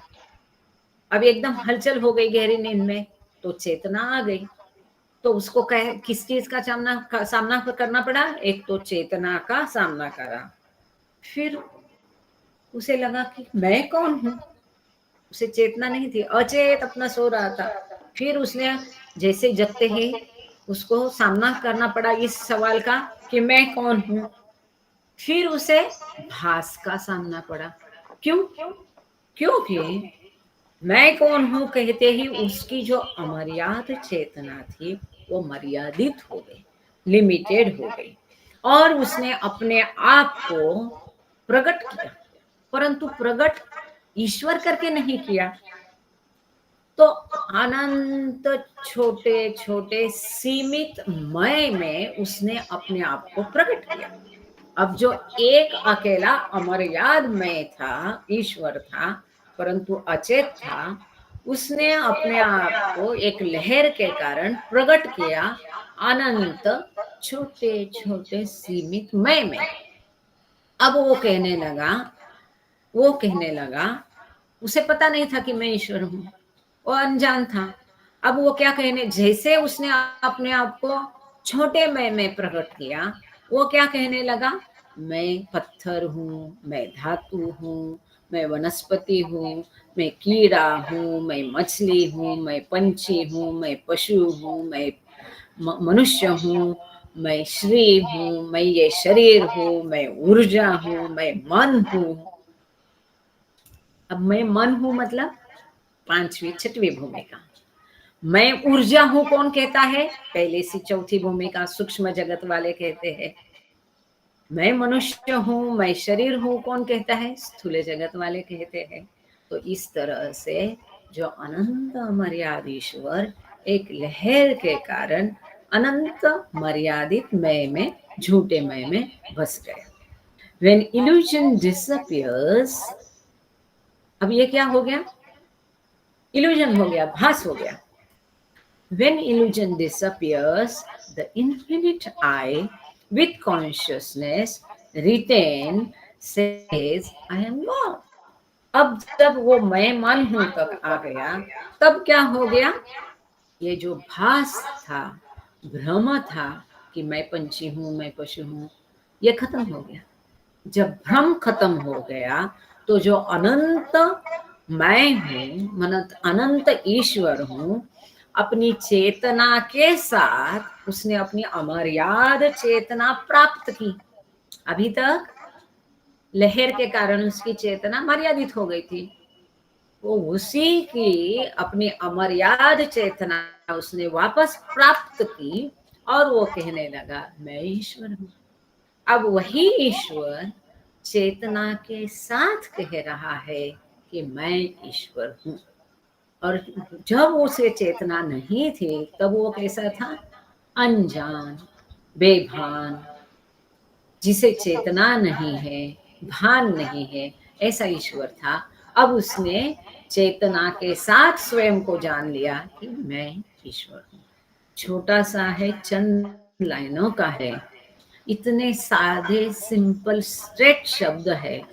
इस छोटे से पैराग्राफ में बाबा ने पूरी यात्रा भर दी है, सारी जर्नीज, 4 जर्नीज, पूरी यात्रा, पूरा सृष्टि का निर्माण, उत्क्रांति, भूमिका, अंतर्वर्ती उत्क्रांति, ये सब कुछ पहली यात्रा, दूसरी यात्रा, तीसरी यात्रा, चौथी यात्रा, दिव्य यात्रा, ये सब इतना सब जो बाबा का भंडार है, लिटरेचर पूरा को बाबा ने चंद लाइनों में समेट दिया है। बहुत सुंदर है, पूरा ये पसारा चंद लाइनों में, चंद शब्दों ने बाबा ने बयां किया है। बहुत सुंदर, मुझे तो बहुत पसंद आया।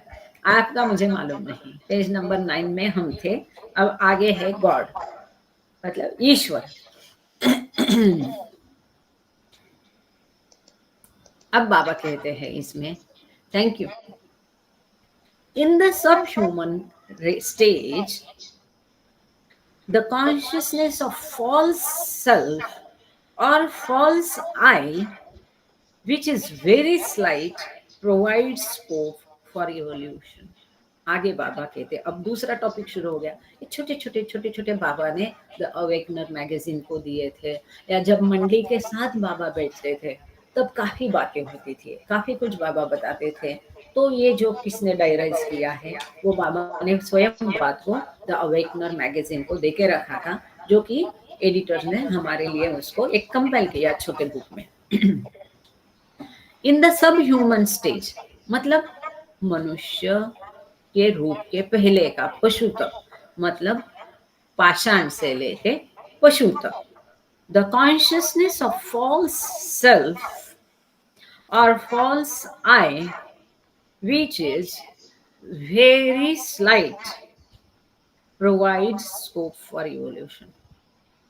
मनुष्य के रूपों तक का जो जर्नी है, यात्रा है, रूपों की यात्रा है, रूपों का उत्क्रांति है, उसमें चेतना कैसी रहती है? झूठे स्वयं की रहती है। वो जैसा अभी हमने देखा, मैं पंछी हूं, मैं जल पत्थर हूं, मैं पाषाण हूं, मैं धातु हूं, ऐसा ये जो झूठा मैं हूं, उसकी चेतना कैसी होती है? अत्यंत अल्प होती है, अत्यल्प होती है। पाषाण में तो नाही के बराबर होती है, धातु तो नाही के बराबर होती है। फिर चेतना मतलब कॉन्शियसनेस थोड़ा थोड़ा बढ़ते जाता है, जबकि आत्मा वही रहता है। आत्मा में कोई फर्क नहीं रहता। आत्मा मतलब चेतना नहीं। इसके लिए चेतना कम थी, तब तक उत्क्रांति के लिए जगह थी, क्योंकि चेतना पूरी विकसित होना है, तब उत्क्रांति हुई, तब रूपों का विकास हुआ। In the human form, the evolution of consciousness is completed and the consciousness becomes full. मनुष्य रूप में क्या हुआ? ये रूपों की उत्क्रांति पूरी हो गई, चेतना का पूरा विकास हो गया। चेतना का विकास पूर्ण होने के कारण चेतना पूर्ण विकसित चेतना हो गई। Love comes into play actively for the first time. अब जब चेतना पूरी विकसित हो गई, तब पिक्चर में प्रेम आ गया। तब तक पिक्चर में प्रेम नहीं था। जो हम जानवरों में वगैरह समझते, वो प्रेम नहीं है, वो अलग एक भावना है, या वो शरीर आकर्षण है।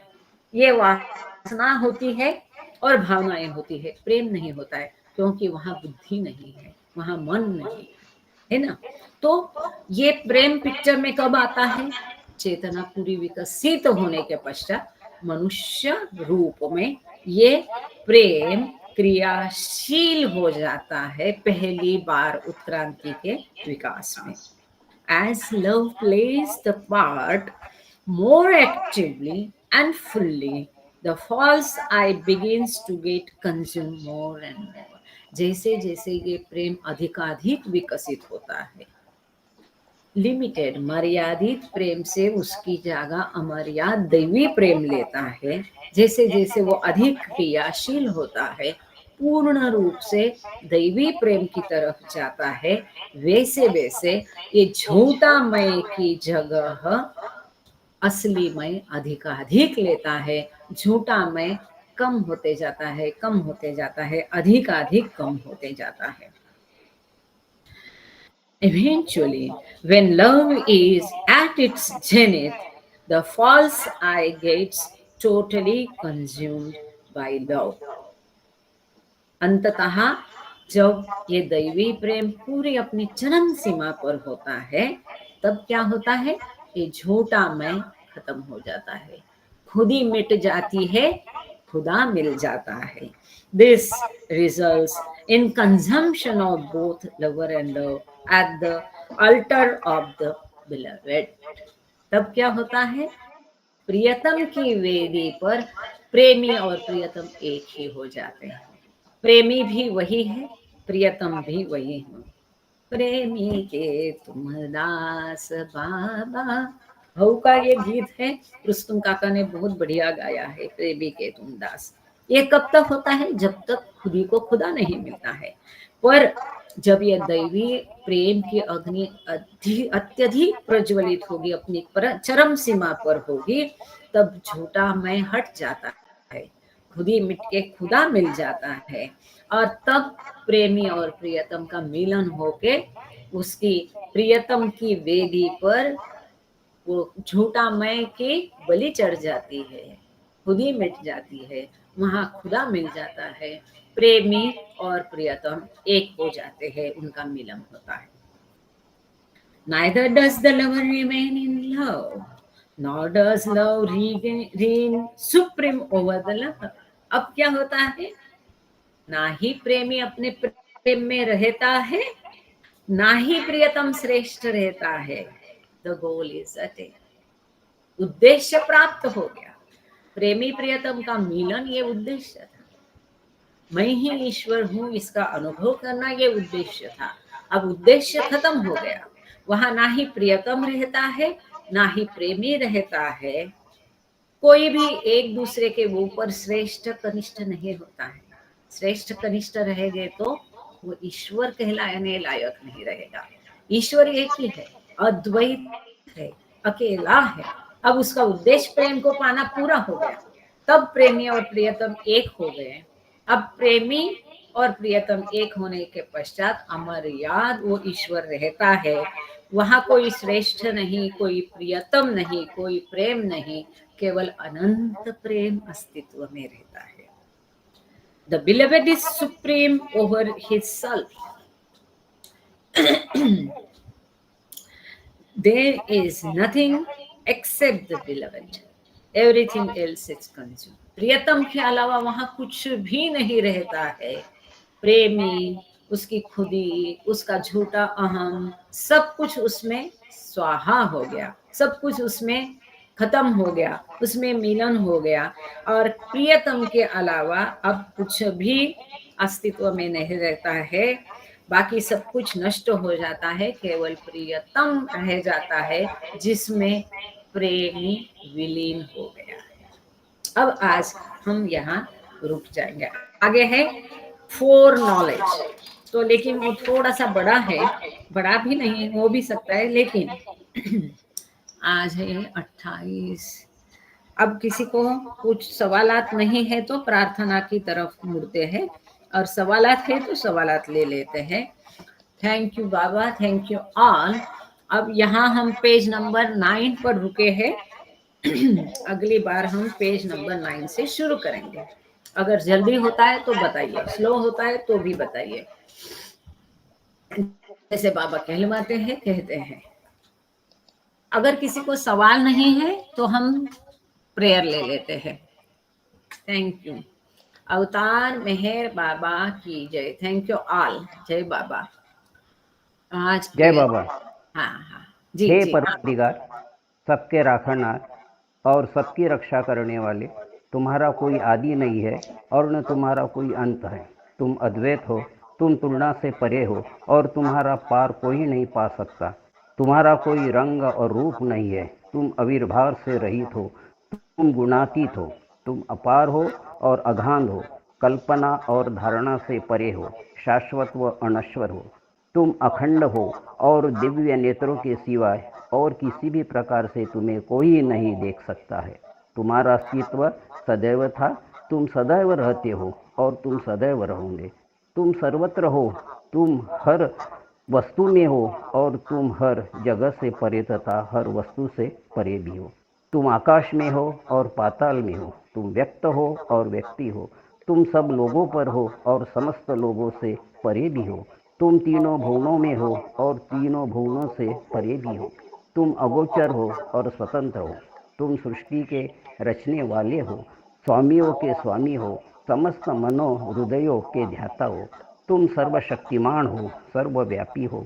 तुम अनंत ज्ञान और अनंत शक्ति हो और आनंद हो और अनंत आनंद हो। तुम ध्यान के महासागर हो और सर्वज्ञ हो, अनंत ध्यान रखने वाले हो। तुम भूत, वर्तमान और भविष्य के ध्याता हो और तुम स्वयं ध्यान हो। तुम पूर्ण दयामय हो और सतत परहितकारी हो। तुम आत्माओं की आत्मा हो और अनंत गुणों से संपन्न एक परमात्मा हो। तुम सत्य, ज्ञान और परमानंद की त्रिमूर्ति हो। तुम सत्य के मूल हो और प्रेम के महासागर हो। तुम सनातन सत्ता हो, ऊंचों में से सबसे ऊंचे हो। तुम प्रभु और परमेश्वर हो। तुम परब्रह्म हो और परात्पर परब्रह्म भी हो। तुम परब्रह्म परमात्मा हो, अल्लाह हो, इलाही हो, यजदान हो और अजमत हो और प्रियतम ईश्वर हो। तुम्हारा नाम एजत अर्थात एकमेव पूज्य है। हे असीम दया की निधि प्रभुराज, हम अपने सब पापों के लिए पश्चाताप करते हैं। हर एक विचार के लिए जो असत्य, अनुचित या गंदा था, हर एक बोले हुए शब्द के लिए जिसे बोलना हमें उचित न था, और हर एक कर्म के लिए जिसे करना हमें उचित न था। स्वार्थ से प्रेरित हर एक कर्म, शब्द और विचार के लिए तथा द्वेष प्रेरित हर एक कर्म, शब्द और विचार के लिए हम पश्चाताप करते हैं। विशेषकर हर एक कामुक विचार तथा क्रिया के लिए ऐसे हर एक वचन के लिए जिसको हमने पूरा नहीं किया, सब असत्य वचनों के लिए और सभी निंदा, पाखंड, दम या लोगों के पीछे उनके दोष बताने के लिए हम अनुताप करते हैं। और खासकर दूसरों का नाश करने वाले हर एक कर्म के लिए, दूसरों को दुख देने वाले हर एक शब्द तथा कर्म के लिए तथा दूसरों पर दुख गिरने की इच्छा करने के लिए हम अनुताप करते हैं। हे प्रभुराज, आप हम पर असीम दया करके हमारे किए हुए पापों को क्षमा कीजिए और वैसे ही आपकी मर्जी के अनुसार विचार करने में, बोलने में तथा कार्य करने में जो हमारी असमर्थता सदा रहती आई है उसको भी क्षमा कीजिए। यही हमारी आपसे प्रार्थना है। प्रियतम परमात्मा, हमारी ऐसी सहायता कर कि हम तुझसे अधिकाधिक प्रेम करें और अधिक, फिर उससे भी अधिक प्रेम करें, जब तक कि हम तुझसे मिलकर एक हो जाने के पात्र न बन जाए। और तुम हम सबकी ऐसी सहायता कर कि हम अंत तक बाबा का दामन दृढ़ता से पकड़े रहे। अवतार मेहर बाबा की जय। जय बाबा। पालवे ते मला सांगितली होती आरती। बोला मीना ताई, जय बाबा। और भी कोई आरती कहना चाहता है? बाद में अहिंसा होगी तो वो भी करेगी। आप अभी बोलना मीना ताई, जय बाबा। जय बाबा। प्रेमावतारं पुरुषं पुराणं सौन्दर्यमूर्ति भवपालकञ्च देवादिदेवं जगदीश ईशं गिरिसुतं तं शिरसा नमामि। वालहर से ही है जिसकी सृष्टि का निर्माण, उसकी दैवी अनंत काता कैसे हो अनुमान। आदि सचेतन शांति निकेतन, आदि सचेतन शांति निकेतन, नमो ब्रह्म आओ प्रभु आरती अपनाओ। मेरे प्रभु आरती अपनाओ। प्रेम दीप मैं ये जलाऊं, निवड़ी अंधेरा मिटता पाऊं। अपना सब कुछ तुम्हें चढ़ाऊं, अपना सब कुछ तुम्हें चढ़ाऊं। तुम मुझको सरसाओ, मेहर प्रभु आरती अपनाओ। मेहर प्रभु आरती अपनाओ। जीवन की हर सांस हमारी बन जाए प्रभु गति तुम्हारी। हे करुणा कर लीलाधारी, हे करुणा कर लीलाधारी। तुम करुणा बरसाओ, मेरा प्रभु आरती अपनाओ। मेरा प्रभु आरती अपनाओ। बने आरती जीवन मेरा, बने आरती जीवन मेरा। आदि अंत का लय हो घेरा, आदि अंत का लय हो घेरा। खुले नयन और दिखे सवेरा, खुले नयन और दिखे सवेरा। तुम मुझको छा जाओ, मेरा प्रभु आरती अपनाओ। मेरा प्रभु आरती अपनाओ। आदि सचेतन शांति निकेतन, आदि सचेतन शांति निकेतन, नमो ब्रह्माओ।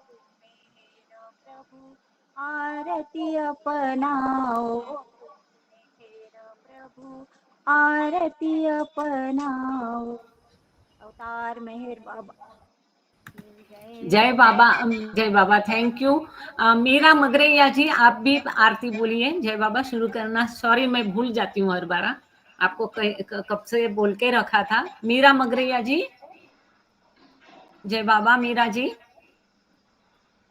हाँ, आप आरती बोलिए। अभी जय बाबा, हाँ हाँ, बोल लीजिए, शुरू करो। जय बाबा, जय बाबा, जय बाबा, जय बाबा बेटा, शुरू करो।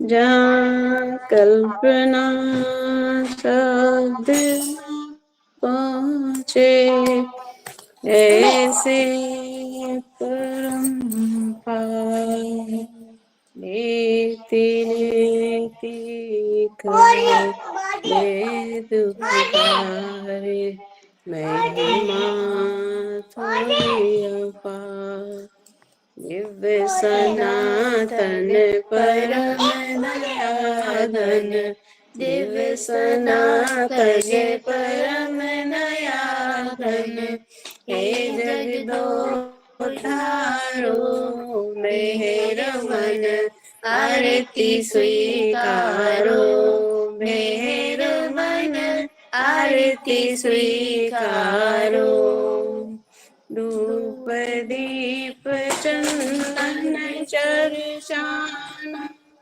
भोग लगाना फूल चढ़ाना,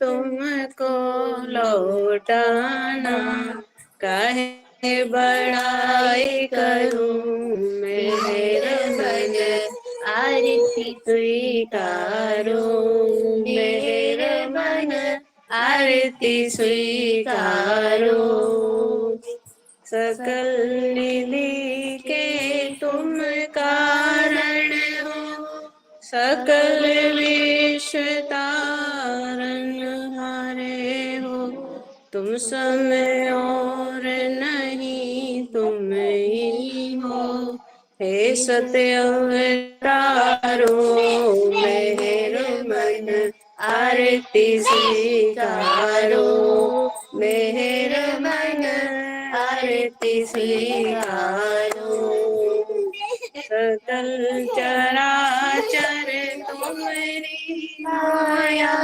माया ही तो तुम्हारी छाया, तुम्हारा अंत न कोई पाया, तुम हो अनंत करो मेहर मन, आरती स्वीकारो मेहर मन, आरती स्वीकारो, अपने को जब जो नहीं जाने, महिमा तुम्हारी क्या पहचाने, जो कुछ भी कहते अनजाने, गुण गाते तुमरो मेहर मन, आरती स्वीकारो मेहर मन, आरती स्वीकारो, सीमा नाही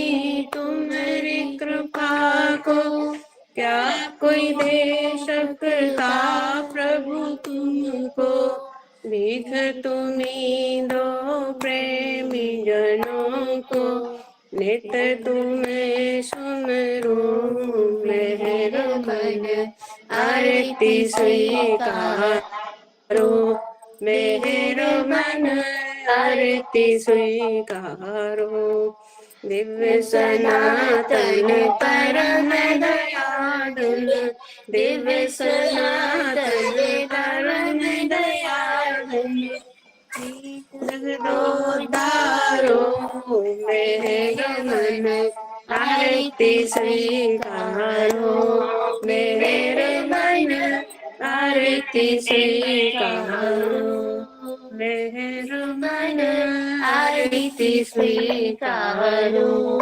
अवतार मेहर बाबा की जय, प्रीतम मेहर प्रभु की जय, सर्वव्यापी भगवान की जय। जय बाबा, जय बाबा, थैंक यू। अवतार मेहर बाबा की जय, अवतार जय मेहर बाबा, बाबा की जय जय। बाबा, जय बाबा।